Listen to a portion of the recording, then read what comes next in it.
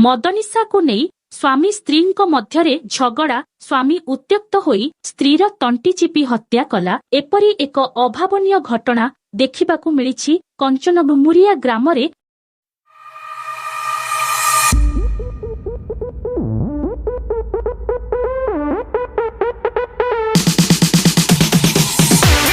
केन्दुझर जिला बारिया थाना अंतर्गत कंचनडुमुरिया ग्रामर बेनीसागर नायक मदनिशारे निज स्त्री को तंटी चिपी हत्या करिथिबा देखिबाकू मिलिछि।